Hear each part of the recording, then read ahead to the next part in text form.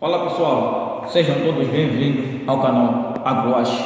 Eu sou o Manuel Wash e hoje vamos falar das atividades agrícolas. Como eu sempre tenho dito, tudo sobre as atividades agrícolas é neste canal. Qualquer dúvida que você tiver acerca das atividades agrárias é neste canal que a sua vida será esclarecida. Na aula passada nós falamos do plantio, onde nós vimos que o plantio é o ato de colocar a semente ou mudas no solo. E hoje vamos falar das atividades feitas após o plantio, que são atividades pós-plantio. O que seriam atividades pós-plantio? São todas as atividades feitas para garantir um bom crescimento e uma boa produtividade. Nós sabemos que depois de termos colocado o nosso produto ou a nossa semente no solo, temos que fazer algumas atividades para garantir um bom crescimento e uma boa produtividade. Quais são essas atividades feitas depois do plantio? A primeira atividade depois do plantio é a rega. A segunda atividade, estamos a falar da cobertura do solo. Depois temos o controle da erva daninha e adubação. Temos aqui doutoramento ou a condução. Temos desbate ou desbrodo e também temos controles de pragas e doenças.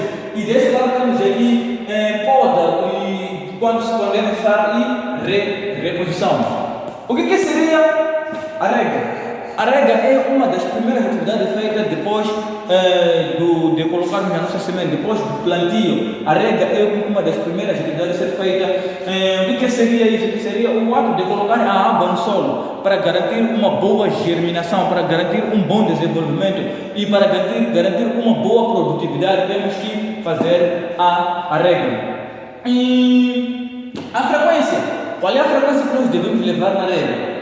Varia conforme a cultura e o clima. Como nós sabemos que cada cultura tem as suas exigências hídricas e também cada local tem o seu tipo de clima. De acordo com o clima e de acordo com a cultura é que irá nos ditar qual é a frequência que nós iremos usar. Mas do princípio, depois da nossa sementeira, temos que regar frequentemente para garantir a germinação, mas sem excesso. E tipos de rega. Nós sabemos que existem vários tipos de rega. Primeiro tipo de rega, a rega localizada ou de gotejamento. Essa é uma das regas mais difíceis de todos os tipos de rega. E o que acontece?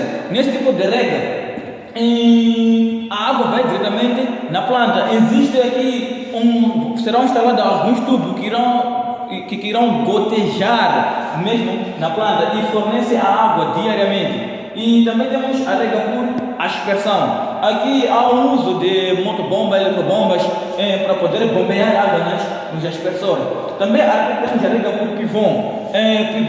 Esse tipo de rega é muito usado na agricultura, na agricultura de precisão, na agricultura de áreas muito maiores. Na agricultura muito mais avançada é usado o pivô, pode ser o pivô central ou o pivô móvel. E também temos a rega por inundação. Esse tipo de rega é feito para certas culturas, como a cultura de arroz, que precisa de muita água, precisa de solos alagados para poder desenvolver, para poder desenvolver de acordo com o seu crescimento. E temos aqui a rega de inundação e também temos a rega por sulco. Esse também é um tipo de rega feita muito mais para hortícolas. Depois da rega, qual é a atividade a seguir? A cobertura do solo. O que seria a cobertura do solo? A cobertura do solo é o ato de colocar os restos vegetais no solo. Para o quê? Para reduzir a evaporação. Nós sabemos que um solo nu há maior evaporação por causa mesmo de excesso de radiação solar. E também há controle de ervas daninhas. Um solo coberto com restos vegetais, dificilmente ter lá ervas daninhas, por falta mesmo da radiação solar. E também a conservação da umidade. Um solo coberto mantém mais umidade em relação a um solo nu. Depois temos controle de pragas e controle de ervas daninhas. Nós sabemos que depois de termos lançado a nossa semente ou a nossa cultura, naquele mesmo lugar também saem ervas daninhas que vão gerar a competição com as nossas culturas. E essas ervas daninhas devem ser controladas para podermos termos uma boa produtividade. O que seria o controle de ervas daninhas? Primeiro, o controle de erva daninha é a remoção ervas daninhas é a remoção de infestantes que estarão naquele lugar. E esse controle de ervas daninhas é feito de várias maneiras, com vários métodos. Primeiro temos o método manual. O método manual nós podemos usar a enxada de cabo curto, podemos usar mesmo a monda. E também temos o método biológico. O método biológico, aqui usamos as plantas alelopáticas que liberam toxinas para poder eliminar as ervas daninhas. Aqui, o método mecânico já é um método usado para a agricultura de precisão, as agriculturas maiores, onde as áreas que são praticadas, a agricultura são muito mais extensas, é usado o método mecânico, onde são usadas maquinarias, tratores, nesse método mecânico. Também temos o método químico, o uso de herbicidas químicos para poder fazer controle de ervas daninhas.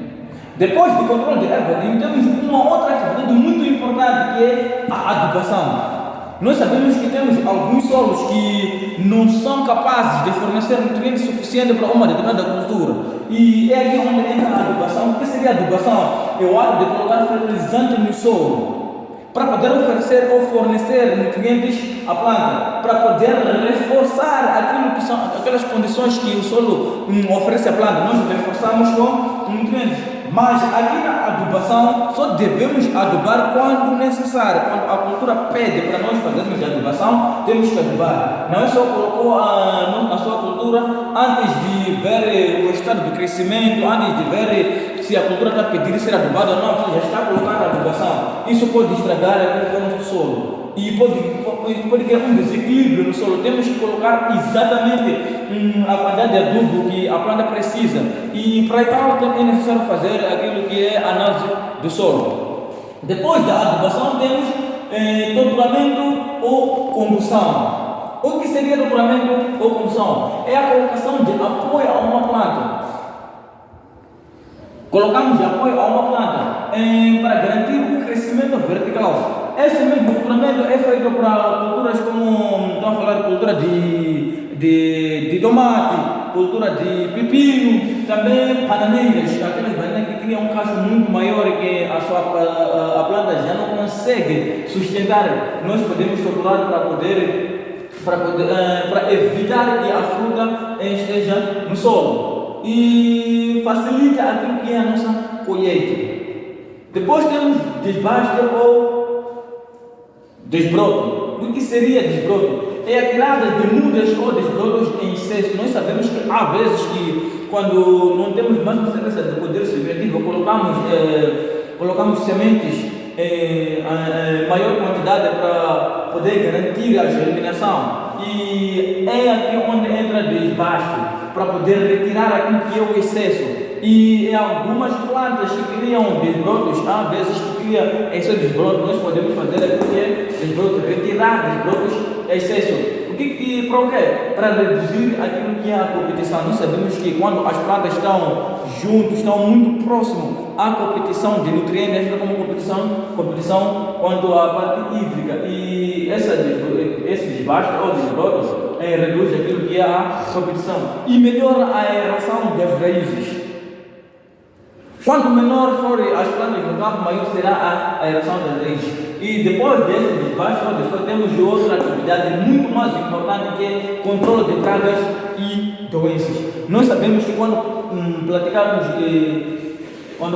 aquilo que é a agricultura, nós invadimos aquilo que é a área de alguns insectos e abrimos e levamos aquela mesma área, colocamos o nosso campo. E assim, ao invadir aquela mesma área, aqueles insectos que estarão naquele lugar vão levar as nossas culturas como uma fonte de abrigo, uma outra fonte de alimentação. E nós devemos controlar essas mesmas pragas para poder garantir aquilo que é a nossa produtividade. O que seria o controle de pragas e doenças? É a eliminação de insectos e doenças. Atenção, não é qualquer inseto que deve ser eliminado, mas sim aquele inseto que estará a criar dano econômico. No manejo integrado de controle de pragas, só é controlado uma praga quando estiver a criar aquilo que são danos econômicos. Um inseto que está lá e não está a criar algum dano, não é praga, é um inseto que está aí,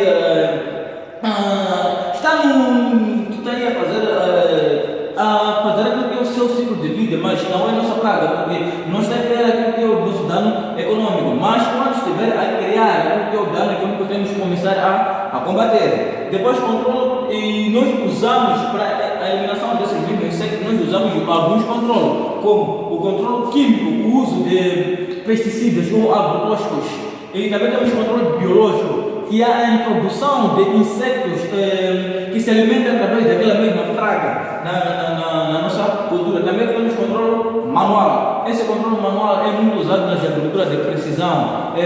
Usamos aqui tratores, usamos aqui maquinaria para poder fazer a pulverização. Às vezes podemos usar até os pivões para poder fazer aquilo que é controle de pragas e doenças. E também temos métodos alternativos. Estamos a falar de métodos mais sustentáveis. O uso de biopesticidas, como extratos de mamona, extratos de margosa. Estamos a falar da produção de algumas bactérias que controlam pragas e doenças.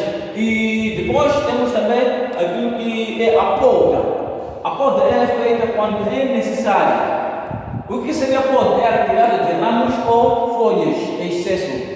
Quando uma planta tem ramos de excesso ou folhas em excesso que poderá reduzir aquilo que é a frutificação ou mesmo o crescimento vertical, nós fazemos a poda para garantir um bom crescimento, para controlar um bom crescimento e também garante a boa frutificação. Nós sabemos que existem vários tipos de poda, que é a poda de frutificação, que garante uma boa frutificação, poda de rejuvenescimento, quando uma planta já é muito mais velha, faz muito tempo naquele lugar, já não dá frutos conforme o nosso desejo, nós podemos fazer a poda para rejuvenescer aquela mesma planta. E também temos a reposição. A reposição é uma das últimas atividades feitas depois do plantio. E o que seria? É substituir as plantas que não germinaram, substituir as plantas que não estão em boas condições depois da germinação. Chegado aqui, estamos no fim da nossa aula. Para qualquer dúvida é só deixar no comentário.